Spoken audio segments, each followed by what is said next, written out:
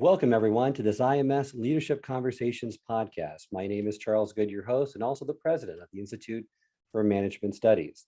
This podcast is designed to highlight relevant research and practical applications from esteemed leadership experts and practitioners.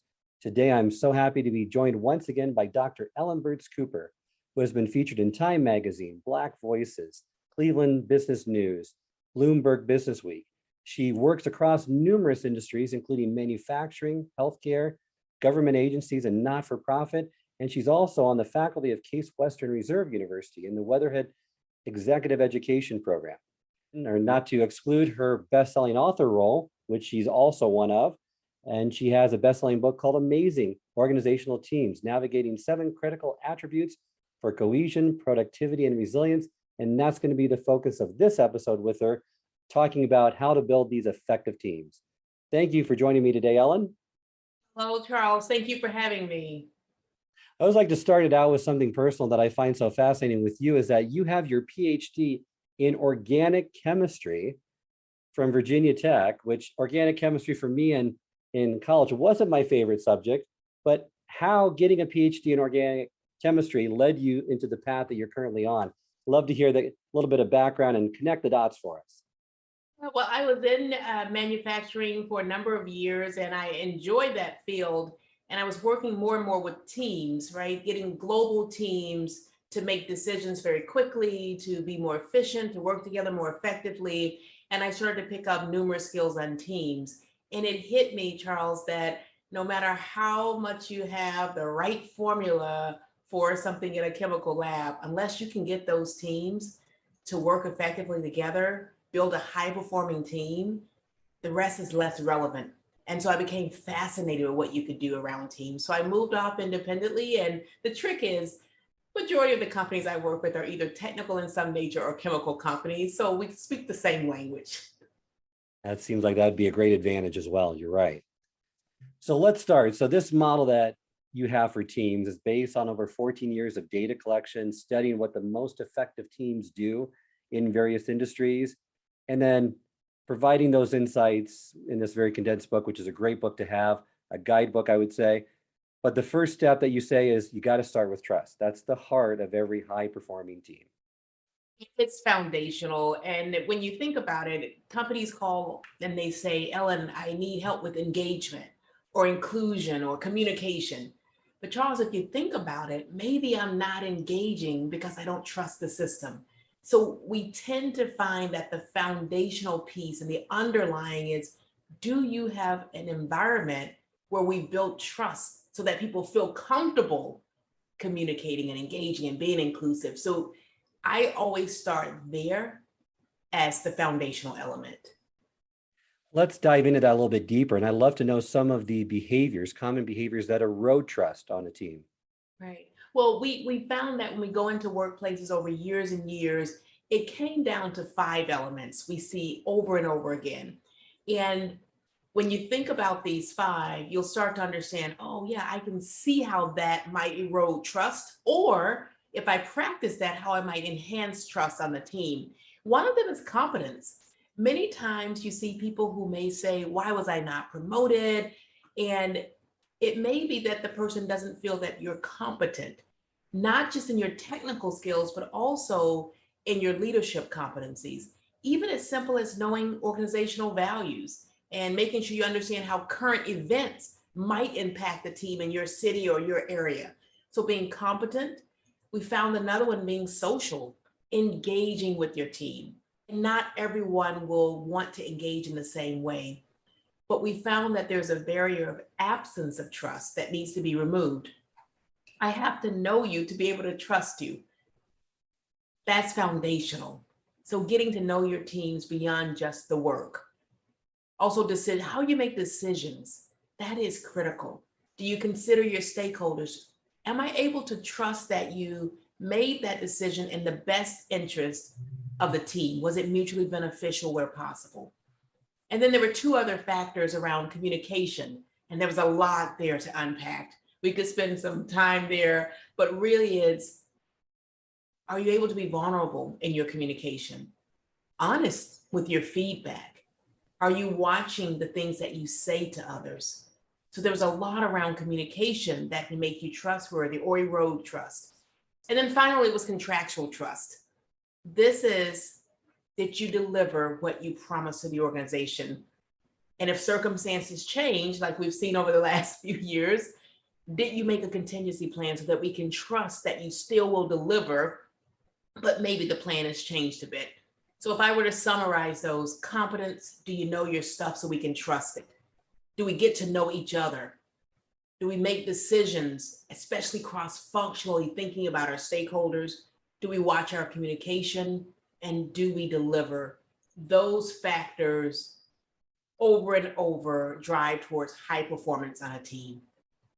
Well, that's great. There's a lot there to unpack, but that's a nice overview of all the facets of trust that you really need to be on the lookout for as you're trying to develop these high performance teams. Now, trust in the virtual world, is that different on teams, or are we looking at those same five, right? Or does it depend on asking different questions? Charles, we found that the toolkit didn't change. But what we're finding in the absence of being with each other each day, we're finding that you may have to focus in certain areas more than others. Prior to 2020, we found that decision-making trust was the most violated trust factor, simply because people didn't have time. Oh, I barely have time to think about my own work, and now I have to think about all these other departments. Yeah, we do. But after 2020, here's what we found. It was social engagements and interaction trust. People weren't able to engage in the same way. So the factors didn't change, but we found that you have to focus more in certain areas, making sure you show up, turn the camera on the video where possible, do more frequent check-ins. You may have to show appreciation on a more regular basis than you did before. So just making sure that for every team, each factor may need to be emphasized more in this new environment, but the factors didn't change. And I would agree with you. And I think asking certain questions might elicit different responses. So how are you going to handle tough conversations remotely, right? Where that's a big one, where it's going to be different. You can't see them face to face in person. That what do you do in those cases? Or what do we do and how do we make decisions when not everyone's in the room and they're working different hours? So. Absolutely. And if I'm not in the room, am I at a disadvantage because I'm not there? And something even as simple as, Charles, you'll laugh at this one. I had my first in-person meeting and we did our norm. We extended our hands to shake and we both pulled back and we looked, and it was this awkward moment, and we just sort of did this and we both put our hands back to our side. And just, why as a team didn't we ask the question ahead of time? What's okay? What will make us feel comfortable? So you're right. You definitely have to adjust the questions that we're asking because we're in a new environment. Oh, you're right. And really getting into what we think other people perceive us as, right? Because we judge ourselves by our intentions. Other people judge us by our behavior. We don't see our behavior necessarily. Sometimes those are blind spots to us, but others never see our intentions. So when you say leadership starts with intent, which is driven by our thoughts, right? Absolutely. And the impact, many times we talk about intention, but we also have to talk about impact of those behaviors. So although, Charles, I didn't have negative intent when I said that, but I still have to be accountable and own the fact that that could have had a negative impact on you. So we have to talk about both of those pieces in order to continue to gain trust and also maintain it with our team. The repeated misuse of trust and sorry, I didn't mean it, wasn't my intention, you will erode trust pretty quickly with your behavior. Well, the intent shows up in our behavior. Yeah. But then I would argue it also directs our leadership style as well, right? Absolutely. It absolutely does. And then even further from that, right, then that becomes your reputation. So you have to kind of see that connection so that you know that it starts with your intent, which is your thought process, shows up in the behaviors that you're doing every day, directing your style, and then your reputation is based off of that. Absolutely. And I think if we start earlier connecting our reputation to our behavior, I mean, fundamentally, we know it, but each day we wake up and we walk into work, we go into work, we video in. I want us to think about, how do my actions in this meeting, this interaction, this email I might write, this communication, how will it impact my overall reputation and the ability for my team to trust me? If we start with that, I think it will alter and adjust our behaviors and how we show up for our team. I would agree. And having that self-awareness piece, right, that you're alluding to, do you understand your emotions? Can you recognize their impact on others? So critical. But then taking it a step further, right, not only having the self-awareness, but also having the self-regulation that if you know your triggers, because you're self-aware of those, are you able to control your emotions and those impulses when you're in situations with your team that might be difficult or you're having those tough conversations? Charles, you're covering the emotional intelligence factors that we've heard over and over, but the repeated practice of these is critical, right? It's really critical that we continue to practice these over and over. We can't hear about self-awareness and regulation enough because each day there's some new stressor that comes into our world. When you think you have it down, then all of a sudden something new comes along. So reinforcing these behaviors and these traditional tools are really critical. Is there a tip that you can give our listeners regarding self-awareness? Because I hear this a lot from leaders. They have these blind spots, they aren't self-aware enough, or they don't know where to begin. Get feedback. If I had to really push it, it's getting feedback, whether that's informal or formal. Informal could be, hey, how did I do in that meeting? Would you mind giving me a bit of feedback? But it also might be formal feedback where you take what we call the 360. It's a holistic survey of your skills from various people, but getting the feedback is critical and creating a culture of feedback so it just becomes the way we work. Because many times we do it so infrequently, it becomes awkward and we're afraid to give the feedback and we might get defensive. We don't understand it. So creating a culture of feedback is directly connected with people understanding and being more aware of self. You're right. And an essential piece of the feedback is giving feedback on if you appreciate someone, if you recognize them, right? And knowing the difference between the two, because we talked about this in your last episode. I don't think anyone feels over appreciated. You can't say that enough. And appreciation is valuing them, right, for who they are.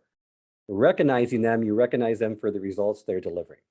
Absolutely. And you need both. You definitely need both and need to understand that sometimes that needs to be customized, right? It really needs to fit the person to show that you put thought into how you want to generate that appreciation. And actually, it's enjoyable. You actually create energy each time you appreciate. So I sometimes see that the person providing the appreciation, their energy goes up just as much as the person receiving. So it's a gift that goes both ways. Well, I would say that there's two traits really that you've identified in your book that have atrophied most during these challenging times. We covered one of them, behavior management, but the other one is really meeting management. And how do we set up, what are some advice or some suggestions or tips that you can give our listeners on how to conduct better meetings or be better at that meeting management piece? I have a checklist for you, Charles. It's tried and true. I use it each time I decide to hold a meeting. The first, before I even get into that, is thinking about who's in that room, whether it's a virtual room, in person. These are brains in the room. These are people in the room. That's salary time in the room. Would you really be negligent to waste that? That's the first thing I start thinking. As a result of this hour, what will people get from this particular meeting? And so I start with the first thing is, why are you holding it? Have a business reason. It needs to connect to something within the organization. Social engagement is a reason, right? We want to build trust by getting to know each other. There's a number of reasons why, but understand why you're getting that many brains and salaries into a room. Then here is my favorite. What are the expected outcomes? It's great to have an agenda, but an agenda is just a list of topics. For each agenda item, what do we hope to achieve in this 60-minute meeting or this 30-minute meeting? So for example, you say, Charles, let's talk about training is the agenda topic. Well, are we going to schedule the training? Are we going to create the training? Are we going to discuss the timeline for the training? Each of those outcomes would have me show up a little differently. So by knowing that ahead of time, we get aligned and on the same page even before the meeting starts. I see so many people in the hallway. What's this meeting about? Why are we going?